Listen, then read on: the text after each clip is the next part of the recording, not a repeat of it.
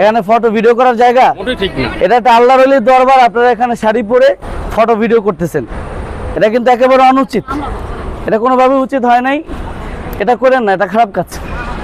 অনেকে বলে যে মাজারের মধ্যে শিরিক হয়, বেদাত হয়। যারা শিরিক বেদাত করে তাদের ব্যক্তিগত বিষয়। এখানে একটা জিনিস আপনাদের কিন্তু দেখায়, আমার সাথে তো আসো। এই যে এখানে এই মাজারের মধ্যে লেখা আছে, এখানে আমি এটা বলতেছি যারা মানে কথায় কথায় বলেন যে মাজার পূজার এটা সেটা, এখন মাজারওয়ালাদের কি করণীয়, তারা আর কি করবে? দেখেন এখানে লেখা আছে, নিম্নলিখিত শিরিক বিদাত কাজগুলো হইতে অবশ্যই মুক্ত হইয়া জিয়ারতকারীগণ কবর জিয়ারত করবেন।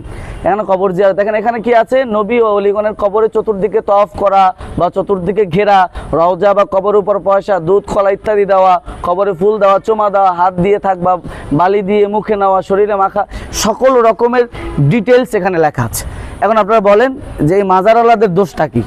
তারা বন্ধুরা, আমি এই যে গেটটার সামনে দাঁড়িয়ে আছি, দেখা যাচ্ছে কিনা, এটা হচ্ছে গিয়ে শাহ সুলতান মোহাম্মদ বলখি রহমতুল্লাহি আলাইহির মাজার, যেটা বগুড়ায় মহাস্থানে অবস্থিত। সেখানে আমি একটু আজকে জিয়ারত করার জন্য উদ্দেশ্যে আসছি। আমরা একটা সফরে আসছিলাম, তো এখান থেকে যাচ্ছিলাম, তো আমি এই জন্য এখানে নেমে পড়েছি। আমার সফর সঙ্গীরা একটু ওখানে আছে।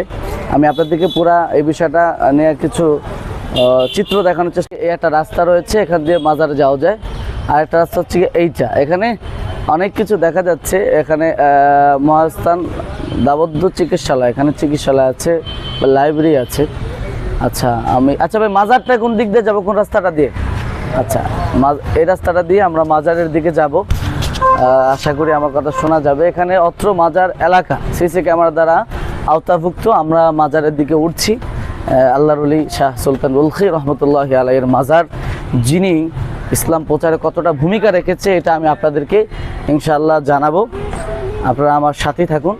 আমি একটু ধীরে ধীরে উঠছি, অনেক উঁচা জায়গা।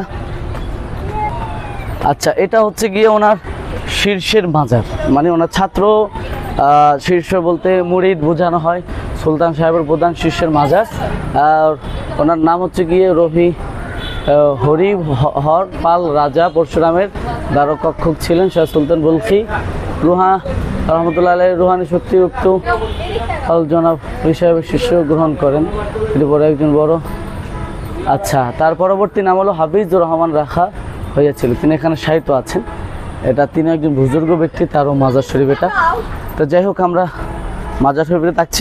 এখানে দেখেন, এখানে আপনার ভিডিও করে, এখানে ফটো ভিডিও কেন করছেন? এটা কি এই জায়গা ফটো ভিডিও করার জায়গা? বলেন, এখানে ফটো ভিডিও করার জায়গা? ঠিক না। এটা একটা আল্লাহর ওলির দরবার, আপনারা এখানে শাড়ি পরে ফটো ভিডিও করতেছেন, এটা কিন্তু একেবারে অনুচিত, এটা কোনোভাবে উচিত হয় নাই, এটা করেন না, এটা খারাপ কাজ। যে দেখেন যে এখানে মাজারের মধ্যে মহিলারা শাড়ি পরে তারপরে ফটো তুলতেছে। যাই অনেক লং টাইম জার্নি করে উঠলাম। এখানে অফিস কক্ষ রয়েছে। আমি আল্লাহর ওলি বুজুর্গের একটা ইতিহাস আপনাদেরকে শোনানোর চেষ্টা করব। এখানে মসজিদ রয়েছে, মুসল্লিরা এখানে নামাজ পড়ে এবং মসজিদটা বেশ বড়। হ্যাঁ, আমি অনেকটা ক্লান্ত হয়ে গেছি উঠতে উঠতে। এখানে দেখেন, আপনি কি এখানে ছিলেন রাত্রে? এখানে থেকেছেন? হ্যাঁ, আমি এটা বলতে চাচ্ছি, আমি একমাত্র বাংলাদেশের একজন মানুষ, জি, শাহ সুলতান মোহাম্মদ বখলি সাক্ষী আছেন, জি, যিনি কুরবানির মাংস খায় নাই, আর বাঙালি কুরবানির মাংস খাইছে। আমার ভারতের মুসলমানরা গরু কুরবানি দিতে পারে। আচ্ছা, আমরা বাঙালিরা খাইয়ে লাইছি গরু। জি, অনেক ধন্যবাদ। আসলে এখানে অনেক রকমের মানুষ পাওয়া যায়, অনেক কথা বলে। যে আমরা মাজারের দিকে যাচ্ছি, আমি মনে হয় না মাজারের ভিডিওটা আমাকে করতে দেওয়া হবে, বা এখানে কিছু বিষয় থাকে, তারপর আমি রিকোয়েস্ট করব। এটা হচ্ছে শাহ সুলতান বলখি রহমতুল্লাহি আলাইহির পবিত্র মাজার শরীফ। আল্লাহর ওলি এখানে শুয়ে আছেন। আমি আপনাদেরকে যতটুকু সম্ভব তার ইতিহাস সম্বন্ধে জানানোর চেষ্টা করব। এখানে পুরো এরিয়া দিয়ে এটা ঢাকা আছে চমৎকারভাবে। এখানেই আল্লাহর ওলি শুয়ে আছেন। আপনারা দেখতে পাচ্ছেন যে এখানে আসলে পাশে অনেক মানুষ থাকে, পাগল ফকির থাকে। এই যে একজন যাচ্ছে, এরা এখানেই শুয়ে থাকে, পড়ে থাকে, এই আর কি। যাই হোক, আমরা যাওয়ার চেষ্টা করব ওখানে।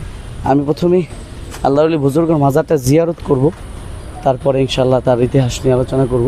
যাই হোক, এখানে তিনি শুয়ে আছেন। আমি একটু আমার ক্যামেরাটা একটু সামান্য নিচে নিয়ে আসতেছি, আগে তার মাজারটা জিয়ারত করে দেন আপনাদের সাথে কথা বলবো। চারিপাশটা আসলে এরকমই শাহ সুলতান বলখি রহমতুল্লাহি আলাইহির মাজার। আশেপাশে অনেকগুলো কবর দেখা যায়, যেটা আপনারা দেখতে পাচ্ছেন। তুমি কি ভিডিও করতেছো বা ফটো? আমাকে একটু হেল্প করবা, আমার ভিডিওগুলো করে দাও। আমি একটু মাজারটা জিয়ারত করব, এক ভাই পাইছি যাকে দিয়ে ভিডিওটা করাচ্ছি। যাক এখানে হয়তো মাজারটা ওইভাবে আমি ভিডিওটা আনবো না, জিয়ারতের জিনিসটা একটু মাজারটা আমি করে দেখাবো। আমি একটু কিছু সময় জিয়ারত করছি, তারপর আবার ভিডিওতে ওপেন হচ্ছি। জি, এটা অফ করো।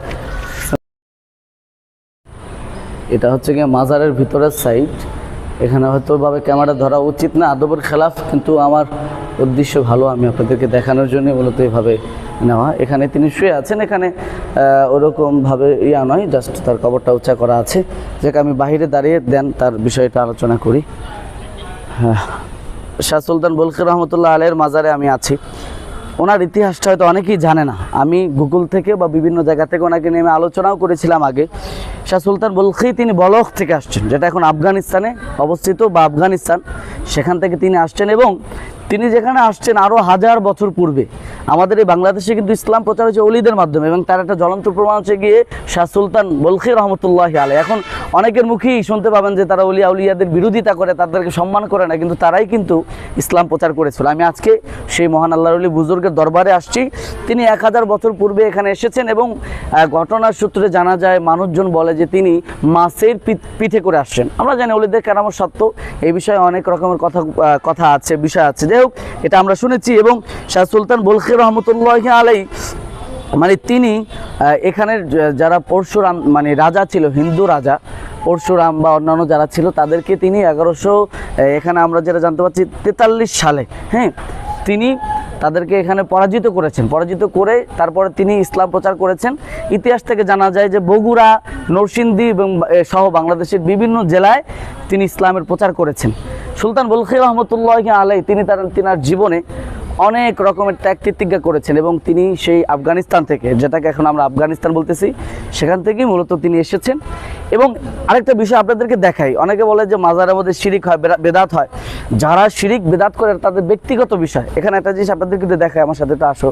এই যে এখানে এই মাজারের মধ্যে লেখা আছে, এখানে আমি এটা বলতেছি যারা মানে কথায় কথায় বলেন যে মাজার পূজার এটা সেটা, এখন মাজারওয়ালাদের কি করণীয়, তারা আর কি করবে? দেখেন এখানে লেখা আছে, নিম্নলিখিত শিরিক বিদাত কাজগুলো হইতে অবশ্যই মুক্ত হইয়া জিয়ারতকারীগণ কবর জিয়ারত করবেন। এখানে কবর জিয়ারত, দেখেন এখানে কি আছে, নবী ও অলিগণের কবরে চতুর্দিকে তওয়াফ করা বা চতুর্দিকে ঘেরা, রওজা বা কবরের উপর পয়সা, দুধ, কলা ইত্যাদি দেওয়া, কবরে ফুল দেওয়া, চুমা দেওয়া, হাত দিয়ে থাকবা, বালি দিয়ে মুখে নেওয়া, শরীরে মাখা, সকল রকমের ডিটেলস এখানে লেখা আছে। এখন আপনারা বলেন যে এই মাজারওয়ালাদের দোষটা কি? তারা এখানে কি, তারা তো সব লিখে দিছে। এখন আপনি এসে যদি কেউ করে ব্যক্তিগতভাবে, এখানে অনেক রকমের পাগল ফকির আমরা দেখি যারা মাজারের আশেপাশে, এখানে এই যে এরিয়াটা শাহ সুলতান বলখি রহমতুল্লাহ আলাইহির মাজারের যে এরিয়াটা, এখানে কোনো রকমের অনৈতিক কোনো কাজের সুযোগ নেই, একেবারে স্পষ্টভাবে এখানে নিষিদ্ধ, বরং এখানে উল্টাপাল্টা কোনো কাজ করার সুযোগ নেই। সাইটে অনেকে করে, তো যারা করে এটা তাদের ব্যক্তিগত বিষয়, এটা তো অবশ্যই আল্লাহর ওলিদের উপরে চাপানো যাবে না। শাহ সুলতান বলখি রহমতুল্লাহ আলাইহি তিনার ইতিহাস থেকে যেটা জানি, আমরা তো আসলে মনে করি যে ইসলামটা অনেক সহজভাবে আমরা পেয়েছি, আমাদের মসজিদ আছে, মাদ্রাসা আছে, বিভিন্নভাবে তারা কিন্তু ইসলাম প্রচার করেছে অনেক কষ্ট করে, দিনের পর দিন তারা না খেয়ে থেকেছে, এই জায়গায় তিনি অবস্থান করেছে, বিভিন্ন জায়গায় ইসলাম প্রচার, তারপরে এই তাদের কষ্টে মুজাহাদার কারণেই আছে আজকে ইসলামটা অনেক প্রচার হয়েছে এবং ইসলামটা মানুষের কাছে ছড়িয়ে পড়েছে। অবশ্যই তাদের উপর আমরা কৃতজ্ঞ। এবং আমি এখানে এসেছি, জিয়ারত করেছি, এখানে বিভিন্ন মানুষ আছে মাজার জিয়ারত করে, অনেকে মান্নত করে বা বিভিন্ন বিষয় থাকে। দেখেন আল্লাহর ওলিদেরকে ভালোবাসা, মহাব্বত করা, এটা হচ্ছে গিয়ে সওয়াবের কাজ।